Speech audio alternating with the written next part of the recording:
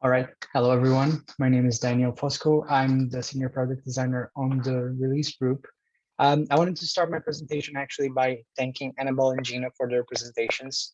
I really appreciated the candor and how they showed their process and their learning. And a lot of the things they showed, you two showed in your presentations, are things that I learned along the way on this process of mine and things I definitely wish I knew when I started. So to set some context here, I'm presenting the ongoing epic to redesign the environments page, which is a big redesign that got bigger than we expected and how we are still dealing with it. To set some context, and by the way, this whole presentation is just on tabs on my browser, and this is the biggest presentation I've done like this. So bear with me, things get kind of wild here. Um, so yeah, this is the environments page for those who don't know it very well. An environment on GitLab is essentially a representation of where the customer's code is deployed, right? So usually we'll have one or more production environments that are living either on AWS, on Google Cloud, or any other infrastructure that you have. And you might also have secondary environments like staging, dev, QA. So in the case of GitLab, staging.gitlab.com is one of our environments for GitLab. And so our every review app is one environment. And the problem we set out to solve here was this, right? This is what the page actually looks like for a live project. This is for the GitLab Runner project. And you see there's a lot of visual artifacts here and a lot of crunching of information on this table, which is quite complex by itself since it's multi-layered with this folder structure. And inside the folder structure, you have the actual environments that have much more information inside. This is a known problem, known issue by the team, and it's hard to solve because the table is already fully maxed out.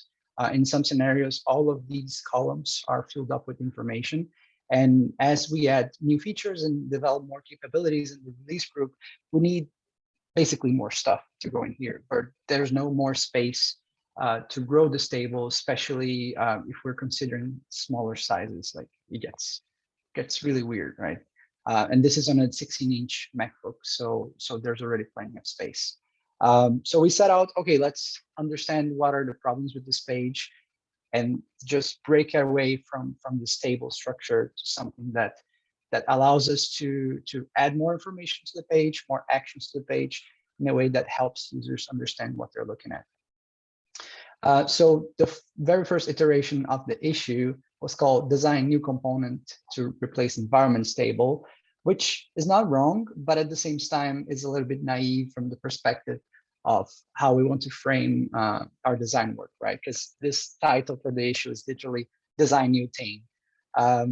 So after some feedback, we got to a better place, which is make deployment and status information easier to read on environments page. Since deployment and status information is like the core of what users are reading here.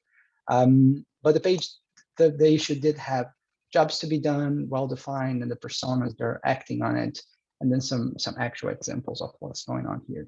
And also important to note, one of the reasons why we decided this was going to be a redesign and not let's iterate away from it was also because the page was very overdue for a technical refactor. It was really hard to work on specific pieces of the page without redoing the whole thing. So since we were already scheduled to redo the page, we decided, okay, let's rethink how the design should work in order for us to do the technical refactor.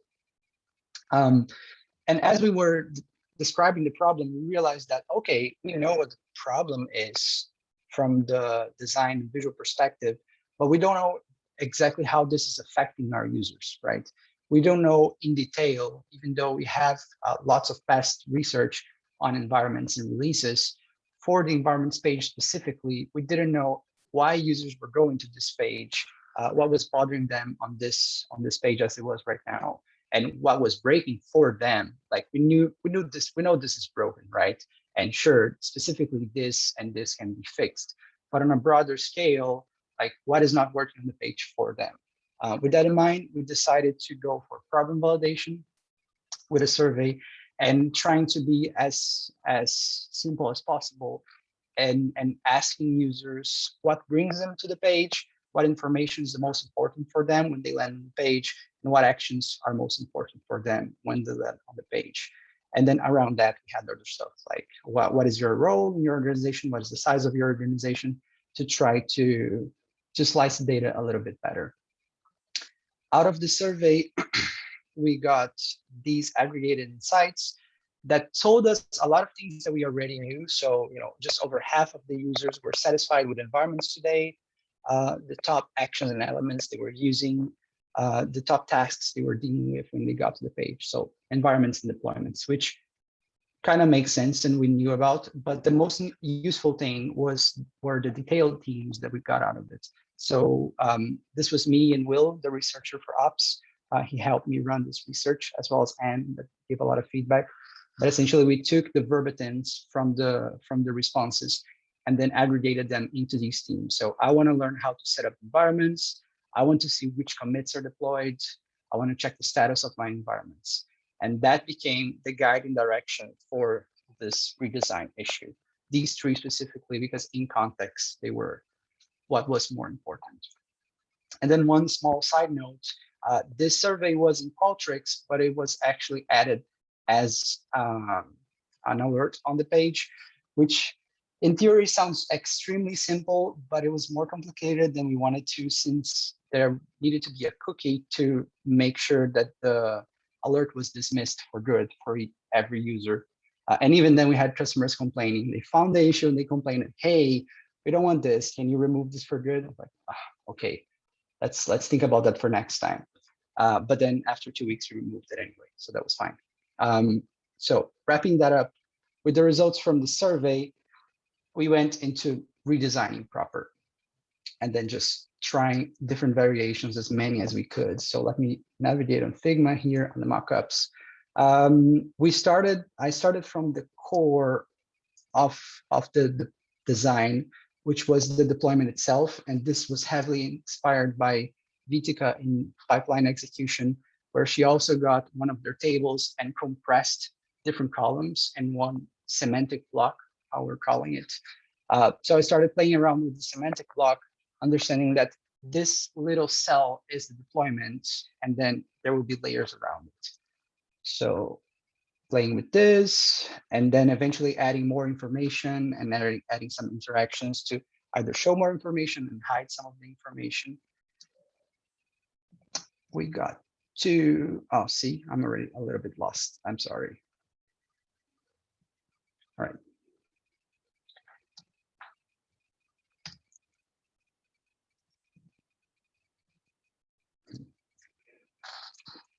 We got to a place like this, and as we got more feedback and refined it, and it was a lot of feedback, at some point we decided, okay, with everything set up, and this was the point we got, even though we were happy and confident with this direction, it was such a big departure from the original page that we definitely needed to validate it with customers. So that's what we did. We came up with this little prototype, and you can see here that even though it is complex, because you have the folder structure, and inside the folder structure, you have the deployment, the environments, and for each environment, you have the deployments that can also expand. It's a more streamlined interface that drills down instead of having to parse horizontally the table with all the information collapsing on each other. We validated this on user testing. I already had a screener for DevOps operators that worked well here. And it was pretty successful. The users were successfully navigating the interface.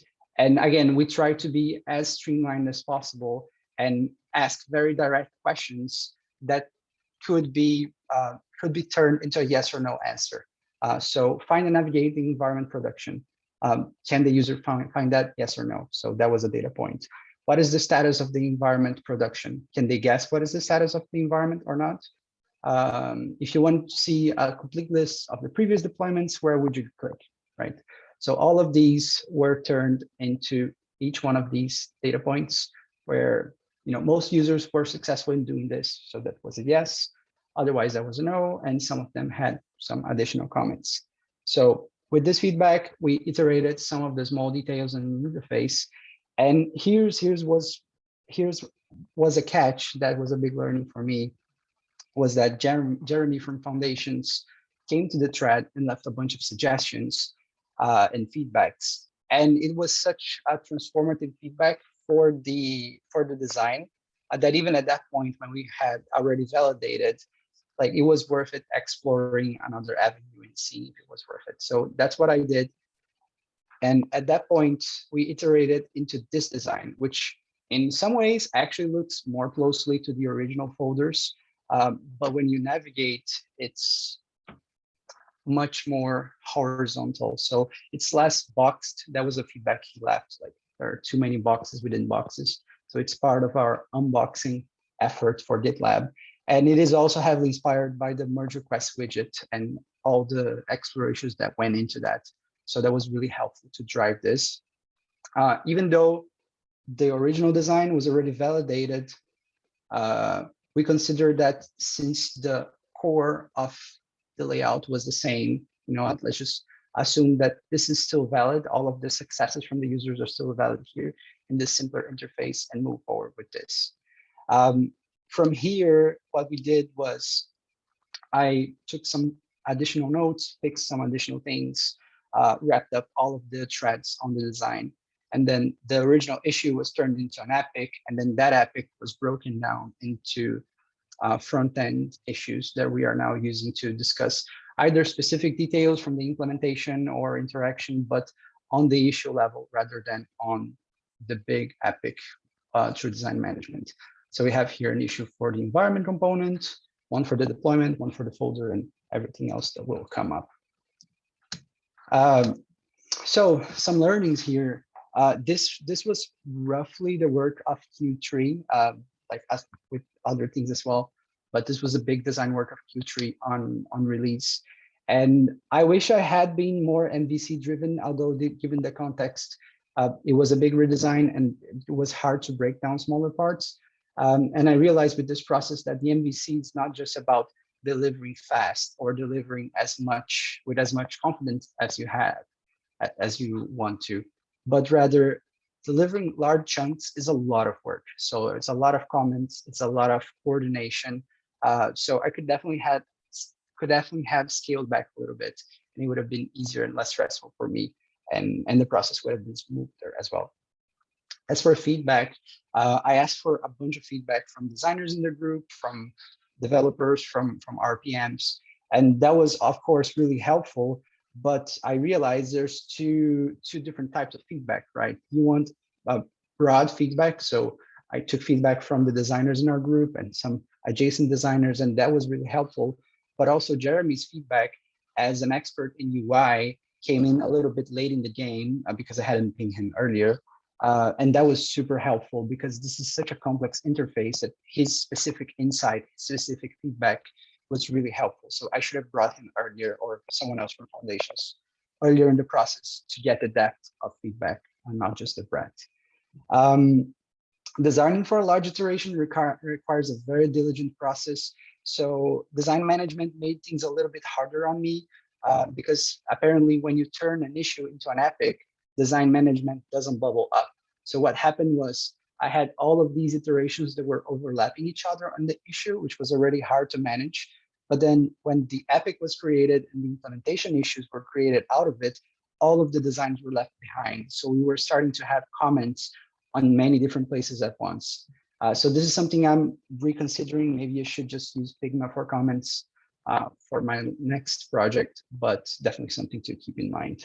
That when it gets really big, either you break it down or you have a very diligent process.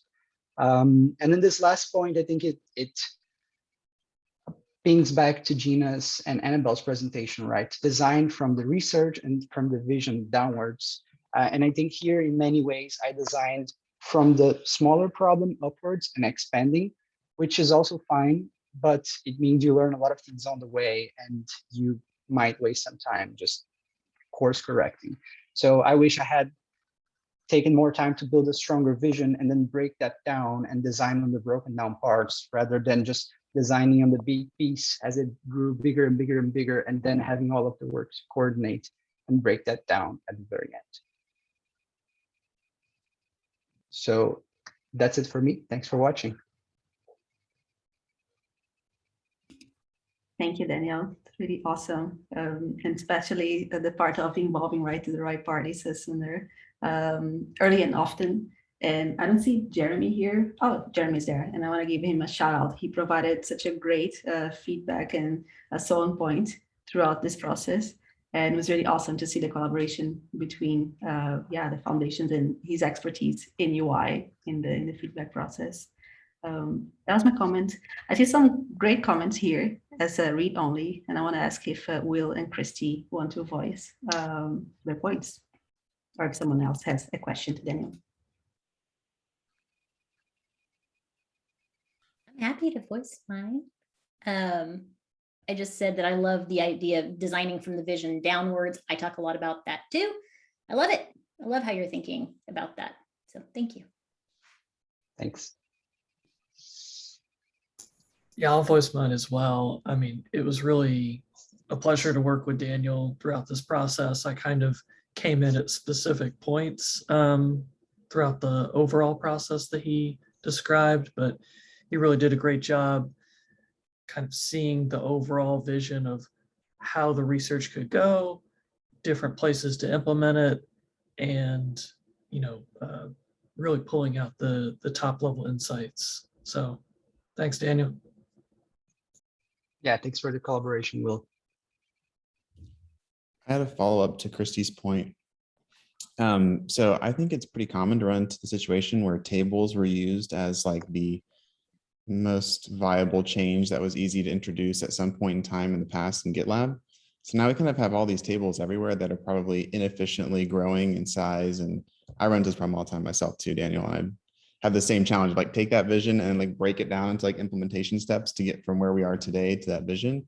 What have you found has worked well for you in trying to connect the dots for your engineers to go through that implementation phase? So thanks for the question, Austin. What I found is that once you leave the safe harbor of the table, there's really no strong recipe on how to proceed. One of the outcomes of this work is an initiative I'm doing with Vitica. I'll put the link here. That points exactly to your question, right? How do we deal with tables that start ballooning in size and no longer work? And then I have to move out of the table. Do I try to iterate the table? Excuse me, cat. So it's still early stages for this initiative, but we're trying to understand and respond to this question, like how do we help other designers to go through this process? What are some small strategies you can do to iterate on your tables to reclaim space and to get like better usability? Or if you do need to leave a table, what is a recipe for that? And at this point in documentation, it's even hard to decide what to use, a table, a list of cards. So that's a question we're trying to respond as a follow-up to this process of mine and her process as well on the pipelines table. Yep, that makes sense. And now it kind of reminds me of, I'm forgetting who opened it, but someone opened an epic to like revisit the card component in pajamas. So I think maybe extending that documentation and then building a base component might actually help with that conversion long-term, but a thread for a different discussion. Thanks for following up, Daniel. Thanks for asking. If you do find the link, please add on the agenda as well so we can connect all of the Yeah, I'll dots. go find it real quick. Pedro said in the comments here in Zoom that Camelia opened that discussion on the card. So checking with Camelia. Anyone has any other questions before we wrap up?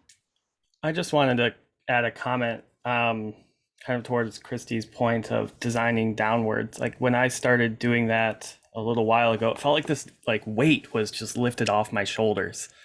And there's so much benefit to that, just even outside of like our, design scope. Like it allows engineers to kind of see where you're going and be able to anticipate your moves. It allows other groups and stages to see where kind of you're pointed and kind of create those opportunities for alignments. Like, oh, this group is doing this with environments. Like we've heard chatter from our users that they want a little more, but our stage can't support that.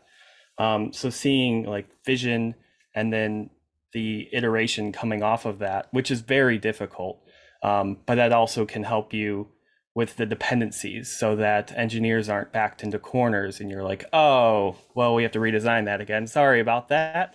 Like that saves all of the time and headache, and then allows for collaboration early and often. So I love that process. Thanks for sharing that, Andy. Yeah, it's interesting that you mentioned the weight off your shoulders, because this process has been, like, as I mentioned, stressful for me, because it started as theoretically a small thing, and then like, yeah, like I can ship this within this milestone, right? Right? And then it starts to get bigger and bigger and bigger, and then more things hang on to it. And since it was bigger, it required more validation, both from the problem and solution side. So I felt like if I had just framed this as this is the vision for where it could be, we could pick up small pieces along the way and then build towards that, rather than this is the thing we're going to build and then we are already committed to that big piece. So that's definitely an ongoing learning for me. Thanks for sharing. Yeah. And there's different pathways to creating a vision, right? It kind of was like a bottoms up and then turned into top down. Like if you don't know all of the pieces that you have to create that big picture, it's easy to kind of get lost in the MVC after MVC after MVC versus taking the time to say, you know, all these things are kind of linked together and relate. Like what if we just kind of design the big thing first and then we're working downwards. So yeah, the approach is not incorrect. It's just enlightening. Yeah, I think to Annabelle's point, I think there was also a piece of for me that was I wanted to do this. You know, it was like my biggest design at Gitlab so far, and I've been here for less than a year. So I think there was a little bit of like a selfish part of me that I just want to do this page. It looks really bad. I want to make it good. Like I'm gonna do it. Sure, there was this research and the team context, and everyone was aboard. But the little designer in me was like, hell yeah, let's just redesign this whole interface. So you know, I quenched that thirst. Now let's take a step back and work more on the vision level. Yeah, of course, that motivation's very strong. So it's okay Yeah. to have that too.